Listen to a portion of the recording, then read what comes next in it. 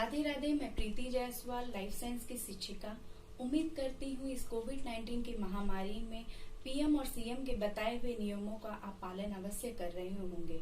हमारा आज का टॉपिक नर्वस सिस्टम स्टार्ट करने के पहले एक मोटिवेशनल कोट से हम ये अपने टॉपिक को स्टार्ट करते हैं। आज का हमारा मोटिवेशनल कोट है कि हमें कभी भी हिम्मत नहीं हारना चाहिए। जैसे नदी ऊंचे पहाड़ों से जब निकलती है तो रास्ते से ये नहीं पूछती है कि समुद्र कितना दूर है या कब तक पहुंचेगा। उसी तरह ये कोविड-19 महामारी जो आई है ये हमें नहीं पता ये कब तक खत्म होगी, लेकिन हमें अपनी हिम्मत और धैर्य को नहीं छोड़ना चाहिए और हमें जीवन को आगे की ओर बढ़ाना चाहिए। तो इसी मोटिवेशनल कोट के साथ हमारा आज का टॉपिक नर्वस सिस्टम हम स्टार्ट करते हैं। हमारा आज का टॉपिक है नर्वस सिस्टम अर्थात तंत्रिका तंत्र। तो तंत्रिका तंत्र किसे कहते हैं? तंत्रिका तंत्र वह तंत्र है जो मनुष्य के शरीर के अंगों के बीच सामंजस्य तथा नियंत्रण स्थापित करता है। तंत्रिका तंत्र में 50 मिलियन से भी ज्यादा नर्व सेल सम्मिलित होते हैं। तंत्रिका कोशिका एक विशेष गुण के कारण ये कार्य करती है, अर्थात ये संवेदनाओं को पहले ग्रहण करती है, उसे संग्रहित करती है, फिर उसे स्थानांतरित करती है। इसी विशेष गुण के कारण हमारे पूरे शरीर में नियंत्रण और नियमन स्थापित करती है। इसका एक उदाहरण मैं देके आपको समझाना चाहूंगी। जैसे कोविड-19 जो बीमारी है या महामारी जो फैली हुई है, ये किसे हुआ है, इससे कितने लोग मृत्यु हुए हैं या कितने लोगों को संक्रमित किया हुआ है, अगर ये पूरा भारतवर्ष में कितना हुआ है, इसके अगर डाटा मांगा जाए तो अब पहले हम राज्य को देखेंगे कि एक राज्य में ये कितना फैला हुआ है, कितने लोग संक्रमित हुए हैं, कितने लोग मृत्यु हुए या कितने लोग इससे रिकवर हो गए। तो ये एक डाटा इसको ग्रहण किया गया।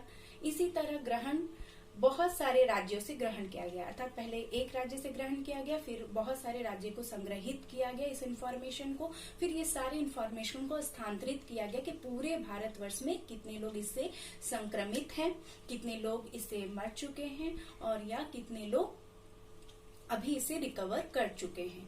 तो ये पूरा इंफॉर्मेशन जिस तरह से हुआ उसी तरह तंत्रिका तंत्र पहले इंफॉर्मेशन को ग्रहण करती है, फिर संवेदनाओं को संग्रहित करती है और संवेदनाओं को हमारे शरीर में स्थानांतरित कर देती है। नर्वस सिस्टम के अब कंपोनेंट के बारे में हम जानेंगे। नर्वस सिस्टम अर्थात तंत्रिका तंत्र के रचनात्मक अवयव और क्रियात्मक अवयव है। रचनात्मक अवयव में न्यूरॉन्स, नर्व सेल्स और न्यूरोगिलिया आते हैं। क्रियात्मक अवयव में रिसेप्टर, इफेक्टर और कनेक्टर आते हैं, जिसे हम सेंसोरी नर्व, मोटर नर्व और मिक्स नर्व कहते हैं। न्यूरॉन्स और नर्व सेल्स के बारे में पहले जानेंगे। नर्व सेल्स ये हमारे शरीर में सबसे बड़ी कोशिकाओं में से एक है, अर्थात ये सबसे बड़ी कोशिका है। इसकी ये तंत्रिका तंत्र की रचनात्मक तथा क्रियात्मक इकाई है। यह हमारे शरीर में 50 मिलियन से भी ज्यादा संख्या में है, जिसके कारण ये तंत्रिका तंत्र को गठित करने में सहायता करती है। इसके अलावा एक विशेष प्रकार की कोशिका पाई जाती है जिसे हम न्यूरोगेलिया कहते हैं। ये नर्व सेल को सहारा तथा पोषण प्रदान करती है। अब हम आते हैं इसके फंक्शनल अर्थात क्रियात्मक अवयव में। इसे हम सेंसरी, मोटर और मिक्स नर्व कहते हैं, लेकिन इसको समझने के पहले हम 3 टॉपिक को जानना बहुत जरूरी है, जो कि नर्वस सिस्टम में ये टॉपिक बार बार ये आएगा। वो क्या है? फर्स्ट है स्टिमुलाई, दूसरा है इम्पल्स, उसके बाद है रिस्पॉन्स।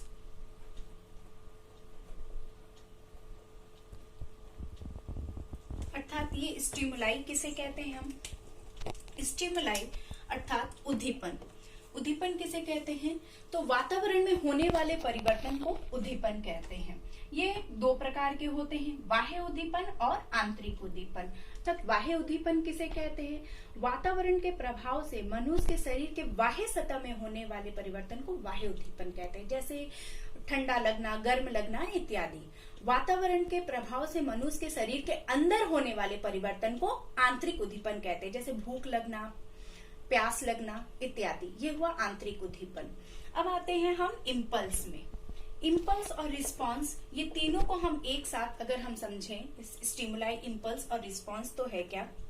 जैसे मान लीजिए ये मैंने एक पेन लिया है, इस पेन को, या ये मान लीजिए एक गर्म लोहे का एक छड़ है जिसे मैंने अपने हाथ में ऐसे लगाया, तो ये लगाना अर्थात मुझे महसूस जो हो रहा है वो है स्टिमुलाई। अब ये जो उद्दीपन है ये संवेदनाओं को, इसको ग्रहण करके तंत्रिका तंत्र, केंद्रीय तंत्रिका तंत्र या रीढ़ रज्जु तक ये इंफॉर्मेशन को ले जा रही है। ये हुआ इम्पल्स। अब वहां से इस क्रिया के बदले में एक अनुक्रिया हो गया, अर्थात उसके बदले में एक एक्शन के बदले में एक रिएक्शन। हमें यहाँ पर अनुभव होगा कि यहाँ पर ये हमें हाथ हटा लेना है, तो उसको हम बोलते हैं रिस्पॉन्स। इसी के ऊपर डिपेंड करके सेंसरी, मोटर, नर्व, जो भी है नर्व, ये कार्य करती है। अब हम इसके बारे में समझते हैं। अर्थात सेंसरी नर्व वह नर्व जो उद्दीपन को केंद्रीय तंत्रिका तंत्र या रीढ़ रज्जु तक ग्राही अंग से ले जाती है, उसे हम सेंसरी नर्व कहते हैं। चूंकि यह नर्व उद्दीपन को बाहर से भीतर की ओर ले जाती है, इसलिए इसे अफरेंट नर्व कहते हैं। इसका उदाहरण है ऑप्टिक नर्व। इफेक्टर या मोटर नर्व वह नर्व जो उद्दीपन को केंद्रीय तंत्रिका तंत्र या रीढ़ रज्जु से बाहर अर्थात प्रभावी अंग तक ले जाती है, उसे हम मोटर नर्व या इफेक्टर नर्व कहते हैं। इसका उदाहरण है स्पाइनल और एक्सेसरी नर्व। चूंकि ये नर्व उद्दीपन को अंदर से बाहर अर्थात प्रभावी अंग तक ले जाती है, इसीलिए इसे इफरेंट नर्व भी कहते हैं। मिक्स नर्व वह नर्व जो संवेदी और चालक नर्व दोनों के बीच संबंध स्थापित करती है, उसे हम कनेक्टर अर्थात मिक्स नर्व कहते हैं। इसका उदाहरण है फेशियल नर्व। तो यह हम क्रियात्मक रूप से इस अवयव को पढ़े। रचनात्मक रूप से नर्व सेल्स के 5 प्रकार है, लेकिन नर्व सेल्स के 5 प्रकार को पहले जानने के पहले नर्व सेल्स के हम स्ट्रक्चर को जानेंगे कि नर्व सेल्स का क्या क्या भाग है। अगर जब तक हम वो नहीं जानेंगे तब तक हम उसके भाग को हम नहीं पहचान पाएंगे, जब तक कि हम उसकी संरचना को ना जाने। तो हम चलते हैं नर्व सेल्स के बारे में। तो नर्व सेल्स अर्थात न्यूरॉन्स के बारे में हम जानेंगे। इसका नर्व सेल अर्थात न्यूरॉन्स के मुख्य भागों को मैंने यहाँ चिन्हित किया है। सेल बॉडी और पेरिक्यून, नेक्स्ट एक्सॉन और अंतिम एक्सॉन टर्मिनल। सेल बॉडी या पेरिक्यून जिसे हम कोशिकाकाय भी कहते हैं, इसके बारे में हम जानेंगे।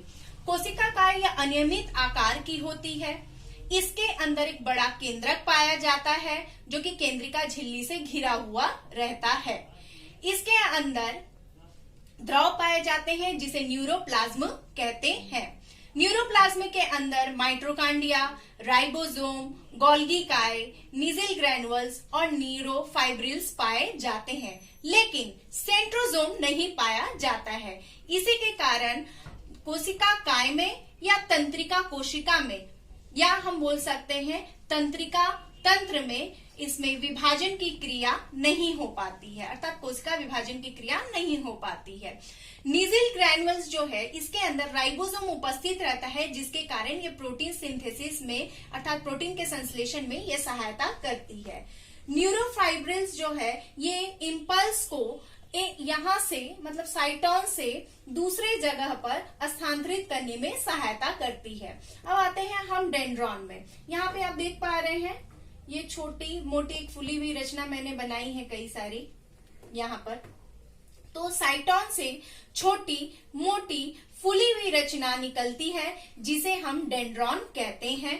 डेंड्रॉन से लंबी पतली पतली शाखाएं या प्रवर्धक निकलती है जिसे हम डेंड्राइट्स कहते हैं। यहाँ पर एक रचनात्मक अंतर हो गया इनका। अब क्रियात्मक रूप से बोले तो डेंड्राइट्स क्या करता है, उद्दीपन को दूसरे नर्व सेल से ग्रहण करके ये डेंड्रॉन के माध्यम से न्यूक्लियस तक पहुंचाता है, और डेंड्रॉन का कार्य हुआ डेंड्राइट से उद्दीपन को ग्रहण करके न्यूरोप्लाज्म में दे देना या एकत्रित करना। ये यहाँ पर इनका कार्यात्मक अंतर भी हो गया। अब हम आते हैं एक्सॉन में। साइटोन से लंबी गर्दननुमा या बेलनाकार आकार की रचना निकलती है जिसे एक्सॉन कहते हैं, जिसका व्यास हमेशा समान रहता है। एक्सॉन जिस स्थान से साइटोन से निकलती है या साइटोन और एक्सॉन जिस स्थान पे मिलते हैं आपस में, इस स्थान को एक्सॉन हिलॉक कहते हैं। एक्सॉन में कुछ कुछ स्थानों पर मतलब अर्थात पार्श्व भाग में कुछ शाखाएं निकलती है जिसे हम कोलेटरल भी कहते हैं, अर्थात इसकी पार्श्व सतह पर कुछ शाखाएं निकलती है जिसे कोलेटरल फाइबर्स भी कहते हैं। इसके अतिरिक्त एक्सॉन में के अंदर प्लाज्मा एक द्रव पाया जाता है जिसे हम एक्सोलीमा कहते हैं। एक्सॉन में बाहरी की तरफ झिल्लियां पाई जाती है। एक्सॉन के बाहर पतली झिल्ली को न्यूरिलेमा झिल्ली कहते हैं। ये जो ब्लू कलर से मैंने बनाया है पतली झिल्ली को, इसके नीचे श्वान कोशिका पाई जाती है। एक्सॉन में उपस्थित इन झिल्लियों के कारण, अर्थात ये जो झिल्लियां आप देख पा रहे हैं, एक काली सी झिल्ली मैंने एक बनाई है मोटी और एक पतली ब्लू वाली, तो एक्सॉन में उपस्थित या एक से अधिक झिल्लियां जब घिरी रहती है तो इसे तंत्रिका तंतु कहते हैं। एक्सॉन के बाहरी झिल्ली को मैंने बता दिया न्यूरिलेमा झिल्ली कहते हैं, लेकिन एक्सॉन के ठीक नीचे अर्थात न्यूरिलेमा झिल्ली जो है उसके नीचे यहाँ पर एक सेल है, उसके ठीक नीचे पर एक वसीय पदार्थ की मोटी तह दिखाई पड़ती है। ये जो वसीय पदार्थ से बनी होती है एक तह दिखाई देती है जिसे हम माइलिन शीथ या माइलिन झिल्ली कहते हैं। न्यूरॉन में किसी किसी स्थान पर ये पदार्थ कम पाए जाते हैं जिसके कारण ये कुछ स्थानों पे संकुचित हो जाती है या गड्ढे बना देती है या गांठ जैसी रचना का निर्माण करती है, जो कि यहाँ पे दिखाई दे रहा है। इसे हम नोड ऑफ रेनवियर कहते हैं। माइलिन शीथ में एक विशेष प्रकार की सफेद चमक दिखाई पड़ती है, अर्थात ये इम्पल्स की तीव्रता को बढ़ाने में सहायता करती है, तब ये सफेद रंग की चमक इसमें दिखाई पड़ती है। इसमें अब हम आते हैं आगे की ओर। कुछ जो नर्व फाइबर्स है उसमें अगर माइलिन शीथ उपस्थित रहता है तो तब हम नर्व फाइबर्स को माइलिनेटेड नर्व फाइबर्स कहते हैं। जब नर्व फाइबर्स में माइलिन उपस्थित नहीं रहेगा अर्थात न्यूरिलेमा सिर्फ उपस्थित रहेगा तो उसे हम नॉन मेड्यूलेटेड नर्व फाइबर कहते हैं। अब हम आते हैं एक्सॉन टर्मिनल पर। तो एक्सॉन टर्मिनल ये एक्सॉन का अंतिम सिरा है जो इम्पल्स को साइटोन से ये एक्सॉन में गया और एक्सॉन से फिर ये एक्सॉन अंतिम सिरे पे ये पहुंच जाता है। इस तरह हमारे शरीर में ये नर्व सेल्स का जाल बिछा हुआ है, तो मैं यहाँ पर एक और नर्व सेल्स बना के दिखाऊंगी।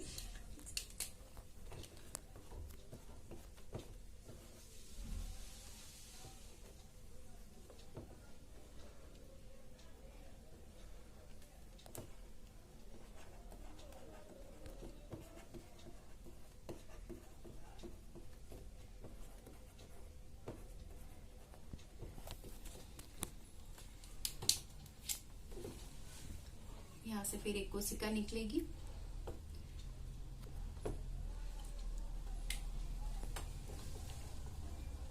अर्थात एक नर्व सेल खत्म हो रहा है, दूसरा नर्व सेल प्रारंभ हो रहा है, तो दो न्यूरॉन्स या दो नर्व सेल आपस में एक क्रियात्मक संबंध स्थापित करते हैं। अर्थात एक्सॉन टर्मिनल, एक नर्व सेल का एक्सॉन टर्मिनल दूसरे न्यूरॉन के डेंड्राइट से क्रियात्मक रूप से संबंध स्थापित करता है, या एक वाक्य में बोले दो न्यूरॉन के मिलन स्थल को ही हम साइनेप्स कहते हैं।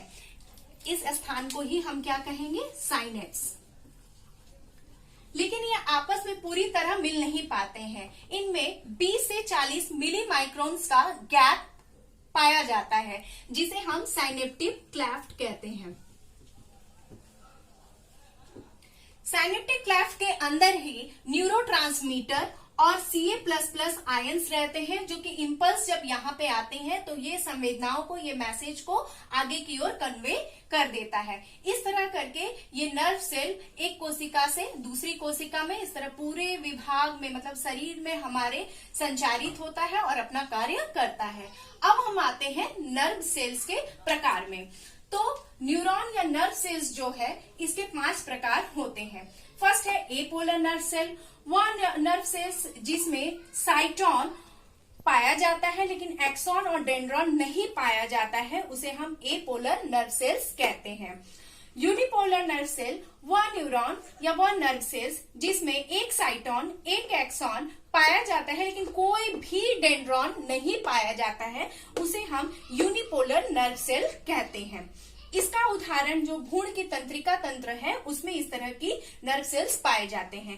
अब नेक्स्ट आते हैं बाइपोलर नर्व सेल्स में। वह नर्व सेल जिसमें एक साइटोन एक एक्सॉन तथा एक डेंड्रॉन पाए जाते हैं, अर्थात साइटोन से 2 प्रवर्धक निकलते हैं, उसे हम बाइपोलर नर्व सेल कहते हैं। इसका उदाहरण आंख की रेटिना में इस तरह का नर्व सेल्स पाया जाता है।